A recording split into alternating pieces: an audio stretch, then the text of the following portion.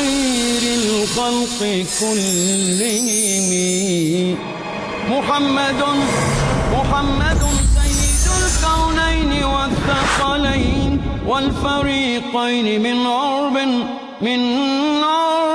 ومن عجم هو الحبيب الذي ترجى شفاعته. السلام علیکم ورحمۃ اللہ وبرکاتہ. وعلیکم السلام ورحمۃ اللہ وبرکاتہ. الحمد للہ رب العالمین وصلی اللہ وسلم علی نبینا محمد وعلی آلہ وصحبہ اجمعین ومن تبعہ باحسان الی یوم الدین، اما بعد. محترم ناظرین، اس پروگرام کے ذریعے سے ہم نے کوشش کی کہ حدیث رسول صلی اللہ علیہ وسلم کو گھر گھر تک پہنچایا جائے. اس پروگرام کا بنیادی مقصد یہی تھا کہ ہر آدمی قرآن و سنت کی روشنی سے منور ہو اور اپنے گھروں کو بھی منور کرے. اور یہی پیس ٹی وی کا بنیادی طور پر مقصد ہے کہ دین کی صحیح اور بنیادی باتیں صحیح حالت میں اللہ کی مخلوق تک پہنچائی جائیں. ہم سمجھتے ہیں یہ ہماری امانت ہے، اللہ کی طرف سے جو امانت ہم پر عائد کی گئی ہے، اور ہمارا یہ دینی فریضہ ہے کہ ہم دنیا بھر میں اپنے بھائیوں کو دین کی سمجھ سے آگاہ کریں. جو مسلمان ہیں ان کی اصلاحی کوششیں ہم کریں، اور جو دائرہ اسلام میں داخل نہیں ہو سکے انہیں اس کی طرف لانے کی جد و جہد کریں، کیونکہ یہ ہمارے لیے ذمہ داری ہے. اس کتاب کو بلوغ المرام، جو حدیث کی بہت ہی مشہور کتاب ہے، اس کو ہم نے جب شروع کیا، اس کی بھی نیت اور اس کے پیچھے بھی ارادہ یہی تھا کہ جو صحیح باتیں ہیں لوگوں تک پہنچائی جائیں. پھر آپ خود محسوس کریں گے کہ جو آدمی قرآن اور سنت کی روشنی سے منور ہو جائے اسے معلوم ہوگا کہ چیزیں کون سی صحیح ہیں، کون سی غلط ہیں، عبادت کیسے ہوتی ہے، مسائل کیسے حل کیے جاتے ہیں، اور دین کیسے سمجھا جاتا ہے. ورنہ دین کے نام پر مختلف جگہوں پر کلچر، تہذیب اور کسٹم کے نام پر نہ جانے ہم نے کون کون سے کام شروع کر رکھے ہیں جن کا دین سے کوئی تعلق نہیں ہے. ہم نے کوشش کی کہ سنت کی آواز ہر گھر تک پہنچ سکے، کیونکہ یہ کوئی کلچرل مسئلہ نہیں، یہ کوئی اپنے علاقے کی تہذیب کی بات نہیں. دین سب کے لیے آیا ہے، سب کو سمجھنا چاہیے. جیسے کہ نبی کریم صلی اللہ علیہ وسلم نے فرمایا کلکم راعٍ وکلکم مسئول عن رعیتی. ہر آدمی ذمہ دار ہے اور اس کی ذمہ داری کے متعلق قیامت کے دن اس سے پوچھا جانے والا ہے. ہر مسلم سماج کا فرد، ہر مسلمان یہ رسپانسیبل ہے، اور اس کی رسپانسبلٹی کے بارے میں قیامت کے دن اس سے جواب لیا جائے گا. ہمیں سوچنا چاہیے کہ ہمارا عمل کیا سنت اور حدیث جو کچھ بتائی گئی اس کے مطابق ہے. اگر ہے مقام شکر ہے، الحمدللہ. اور اگر کہیں کوئی کمی کوتاہی ہے تو اس کی اصلاح کی کوشش کیجیے قبل اس کے کہ یہ زندگی کا چراغ گل ہو جائے. ہمارا یہی مقصد تھا اس کتاب کے ذریعے سے. اب ہم اس کتاب کا جو آخری باب ہے اس کا ذکر کر رہے ہیں، اور آخری جو باب ہے اس میں بعض بہت ہی اہم باتیں بتائی گئی ہیں. ذکر و اذکار کے بارے میں، دعاؤں کے بارے میں، اور ایک مومن کے جو روزانہ اوراد وغیرہ ہونے چاہیے، اس کی مصروفیات ہونی چاہیے، اس حوالے سے. پہلے اس کتاب میں احکام اور مسائل بہت تفصیل سے بتا دیے گئے. اب احکام و مسائل کا مطلب یہ نہ لیا جائے کہ آپ ذاتی طور پر ذکر نہ کریں، دعا نہ کریں، آپ اللہ تعالیٰ کو یاد نہ کریں. تو یہ چیزوں کو بیلنس کیا گیا آخری باب کے ذریعے سے. اس میں ذکر و اذکار، دعائیں اور اس بارے میں کچھ بہت ہی اہم ہدایات دی گئیں. ذکر یہ کیا ہے؟ ذکر اللہ کو یاد کرنے کا ایک ذریعہ ہے.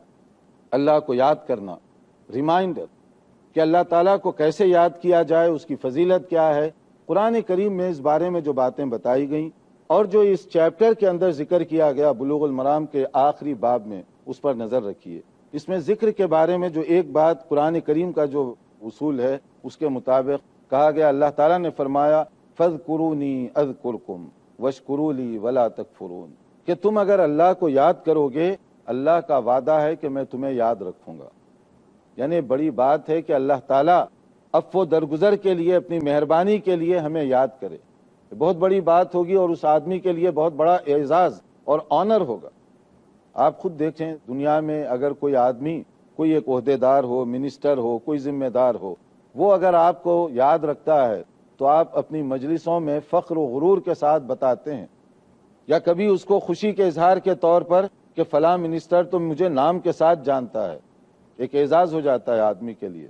لیکن یہ منسٹروں کو پیدا کرنے والا رب العالمین وہ یہ فرما رہا ہے کہ تم مجھے یاد رکھو گے تو میں تمہیں یاد رکھوں گا، تو کتنا بڑا اعزاز ہوگا، یہ کتنی بڑی سعادت ہوگی اس آدمی کے لیے۔ اور مومن جو ہیں ان کی یہ صفات بیان کی گئیں کہ وہ اللہ کو ہر دم یاد رکھنے والے ہیں، اس کا ذکر کرنے والے ہوتے ہیں۔ الذین یذکرون اللہ قیاما وقعودا وعلی جنوبہم، کہ وہ لوگ ایسے ہیں ہر پوزیشن میں، ہر اینگل میں اللہ کو یاد کرتے رہتے ہیں، چاہے کھڑے ہوئے ہوں، چاہے بیٹھے ہوئے ہوں، چاہے لیٹے ہوئے ہوں، ہر دم وہ اللہ کو یاد کرنے والے ہوتے ہیں۔ اگر ہم اللہ کو یاد کریں گے آخرت میں تو اللہ تعالی ہمیں یاد رکھے گا، دنیا میں اس کا فائدہ کیا ہوگا؟ دنیا میں بھی اس کا بینیفٹ ہے، اور وہ کیا ہے جو سورہ رات کے اندر بتایا گیا، الا بذکر اللہ تطمئن القلوب، تم اللہ کو یاد کرو گے تو دلوں کو سکون ملے گا، سکون، آرام، ٹرینکوالٹی، سکینت یہ نازل ہوگی اللہ تعالیٰ کی طرف اس آدمی کے لیے جو اللہ کو یاد رکھے۔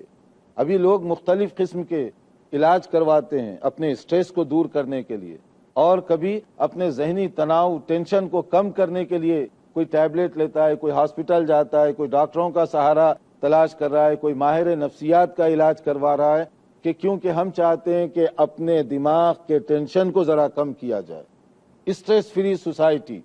تو وہاں پر کیا ہوتا ہے کہ آدمی کو کچھ دیر کے لیے ہنسی مذاق اور اس طرح سے رکھا جائے تاکہ وہ جو ہے غم یا پریشانی یا بوجھ جو اس کے دل اور دماغ کو متاثر کر رہا ہے اس سے تھوڑا سا فری ہو جائے، یہ کوشش کی جاتی ہے۔ لیکن کبھی شریعت کا نسخہ بھی استعمال کیجئے، ڈاکٹروں کے نسخے پر تو آپ نے عمل کیا، ڈاکٹروں کی جو پرسکرپشن ہے اس پر تو آپ عمل کرتے رہیے، مگر ساتھ ساتھ ڈاکٹروں کو پیدا کرنے والے رب العالمین جو احکم الحاکمین ہے اس کی طرف سے جو ہدایت دی گئی، اس کا جو نسخہ اور پرسکرپشن ہے اس پر بھی عمل کر کے دیکھیں۔ آپ کہا گیا کہ تم اگر اللہ کو یاد کرو گے تو دلوں کو سکون ملے گا، الا بذکر اللہ تطمئن القلوب، دل مطمئن ہوں گے، دلوں کو راحت ملے گی۔ یہ نبی کریم صلی اللہ علیہ وسلم اس سلسلے میں کیا کچھ کیا کرتے تھے، آپ کی پوری زندگی ہمارے سامنے ہے کہ کس طریقے سے آپ پریشانی کے موقع پر صلاۃ کا اہتمام کرتے، نماز کا، یا بلال اقیم الصلاۃ وارحنا بہا، بلال نماز کا انتظام کرو اور اس سے سکون پہنچاؤ ہمیں۔ تو نماز اللہ کا ذکر ہے، اور اس کے ذریعے سے نبی صلی اللہ علیہ وسلم سکون حاصل کیا کرتے تھے۔ اور جو آدمی اللہ کو یاد نہ کرے اس میں اور جو اللہ کا ذکر کرتا ہے کتنا فرق ہے، یہ برابر برابر والی بات نہیں ہے، 50-50 والی بات نہیں ہے، بلکہ اس میں اور جو اللہ کا ذکر نہیں کرتا، جیسے صحیح بخاری کی حدیث جس میں کہا گیا کہ مثل الذی یذکر ربہ والذی لا یذکر ربہ مثل الحی والمیت، جو اللہ کو یاد کرے اور جو اللہ کا ذکر نہ کرے دونوں میں اتنا فرق ہے جیسے زندہ انسان اور مردہ لاش میں۔ ایک ڈیڈ باڈی ہے جو اللہ کا ذکر نہیں کر رہی ہے، مر چکا وہ آدمی، اور جو اللہ کا ذکر کر رہا ہے وہ باقاعدہ حیات ہے، وہ زندہ ہے، اتنا فرق اس کے اندر رکھا گیا۔ اور قیامت کے دن بھی اللہ تعالیٰ ایسے لوگوں کو عذاب سے نجات دیں گے، جیسے بتایا گیا ما من شیء انجا من عذاب اللہ من ذکر اللہ، ترمذی کی حدیث ہے کہ بہترین ذریعہ اللہ کے عذاب سے بچنے کا اللہ کو یاد رکھنا، اللہ کا ذکر کرنا۔ اس لیے ہمیں حکم کیا دیا جا رہا ہے، یا ایھا الذین آمنوا اذکروا اللہ ذکرا کثیرا وسبحوہ بکرۃ واصیلا، کہ ایمان والو صبح اور شام تم اللہ کا ذکر کرتے رہو، اللہ کو یاد کرتے رہو، کثرت سے اس کی تسبیح بیان کیا کرو، جب بھی تم کو موقع ملے اس کا تم اہتمام کرو۔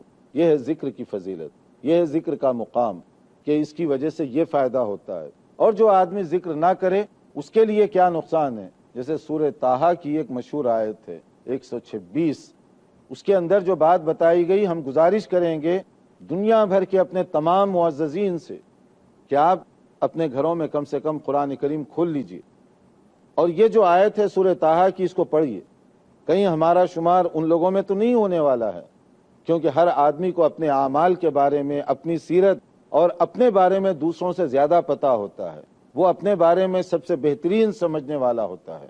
تو اس کے لیے قرآن مجید میں کہا گیا وَمَنْ أَعْرَضَ عَنْ ذِكْرِي فَإِنَّ لَهُ مَعِيشَةً ضَنْكَ، جو اللہ کا ذکر نہیں کرتا، اس سے کیئرلیس ہو جاتا ہے، اس کے لیے کیا ہے، دنیا کی زندگی کو تنگ بنا دیا جاتا ہے، قبر کی زندگی کو اور زیادہ اس کے لیے مشکل بنا دیا جاتا ہے، حشر کی زندگی اور زیادہ اس کے لیے تاریک بنا دی جاتی ہے۔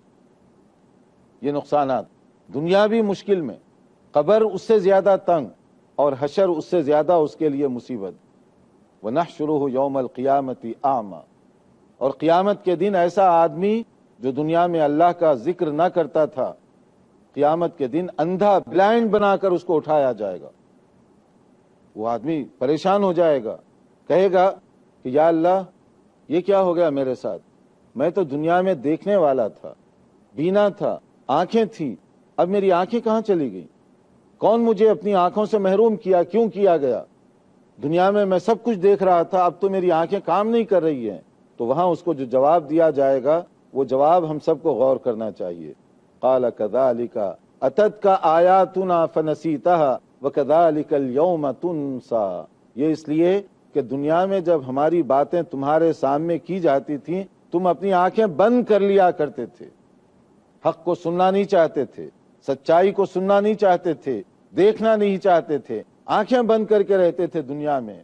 اسی طرح سے اب رحمت کی آنکھیں تم سے بند کر لی جاتی ہیں، رحمت کی آنکھوں سے تمہیں جدا کر دیا جاتا ہے۔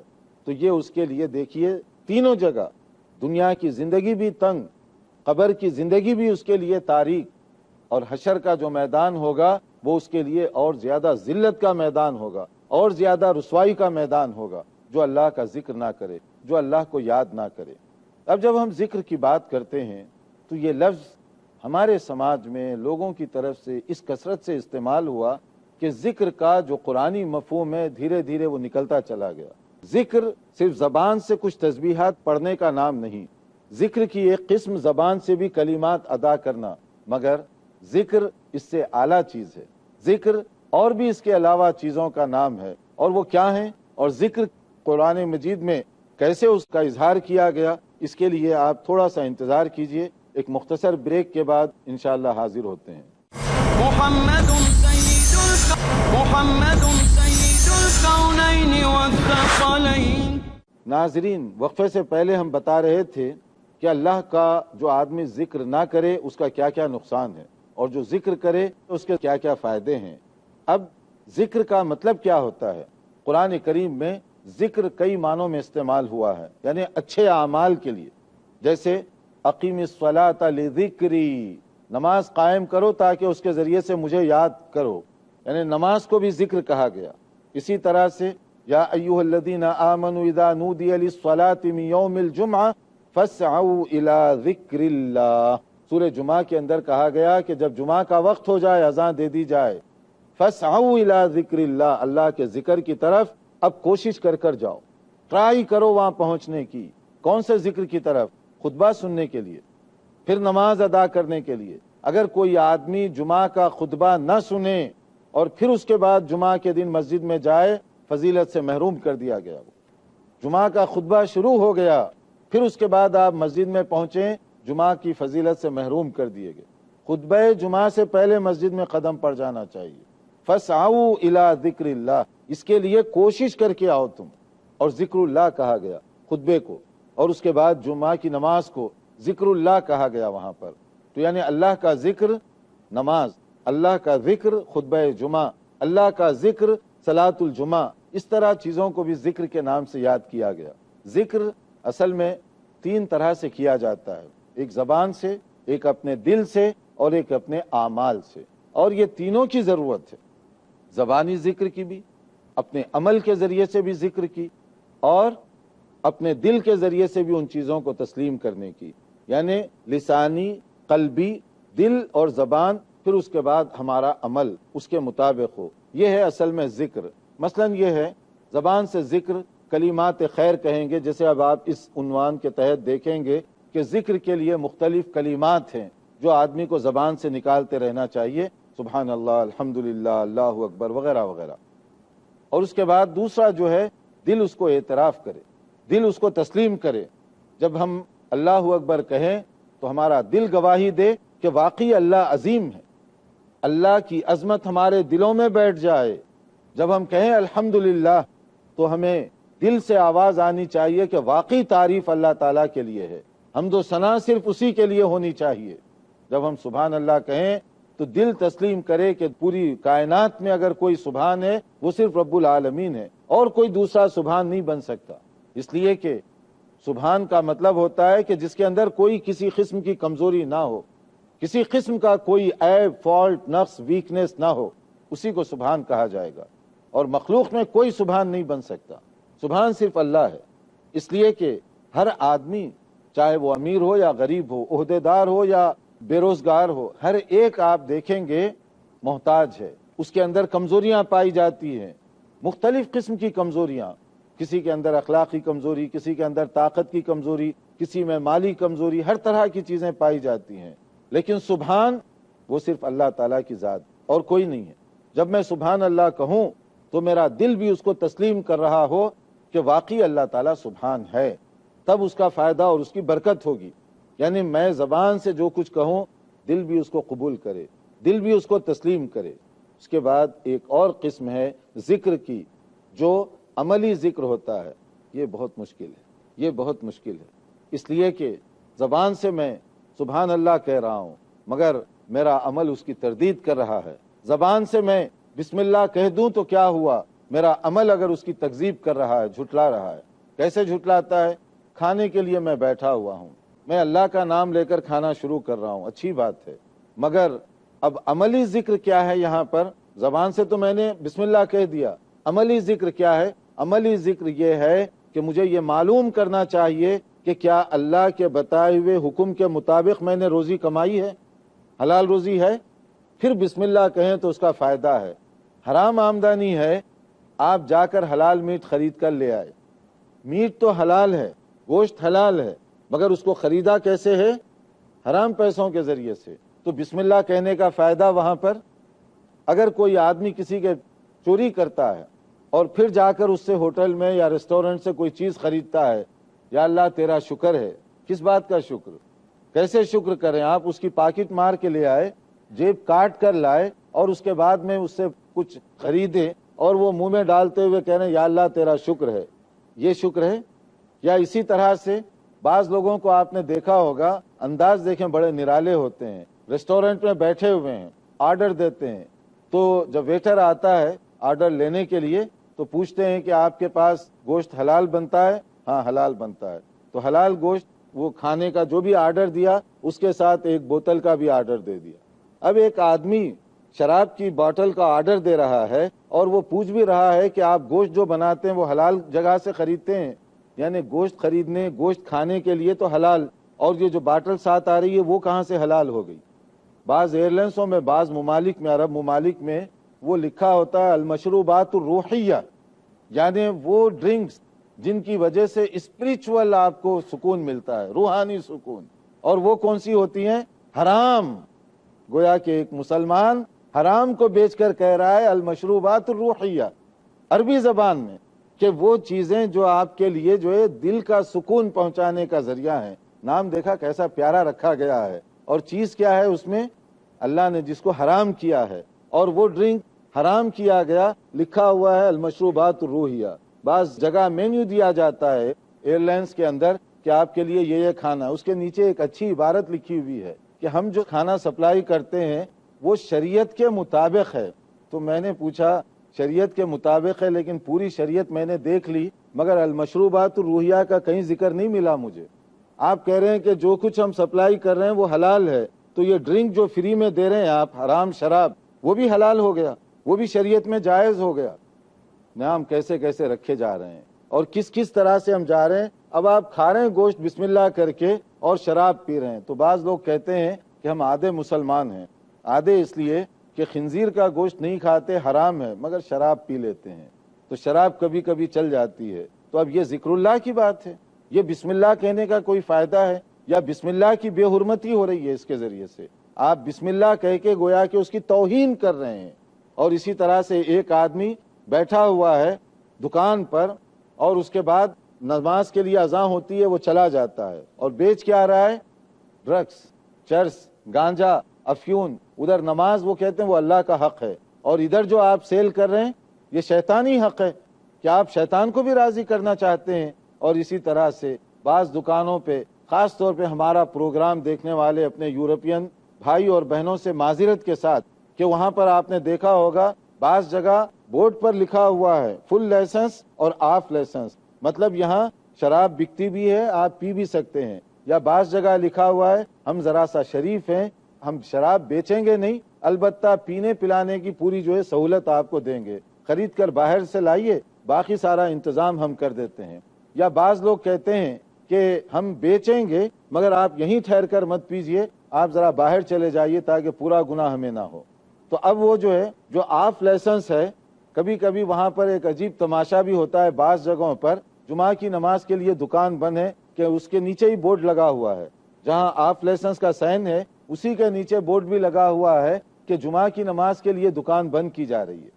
ایک طرف جمعہ کی نماز کا اتنا احساس، بہت اچھی بات ہے، لائق شکر ہے، یہ جذبہ قابل تحسین ہے، مگر اسی کے اوپر جو بورڈ ہے ذرا سا ہاتھ بڑھا کر وہ بورڈ نکال دیتے۔ جمعہ کی نماز کو جانے کا تو احساس ہے، مگر یہ لائسنس والی بات جو ہے کیا یہ جمعہ کی نماز کے لیے قابل قبول ہوگی؟ یا جو آدمی نمازی ہو وہ آ کر پھر شراب بیچ سکتا ہے یا شراب کی سپلائی کر سکتا ہے؟ ایسے تو نہیں کر سکتا۔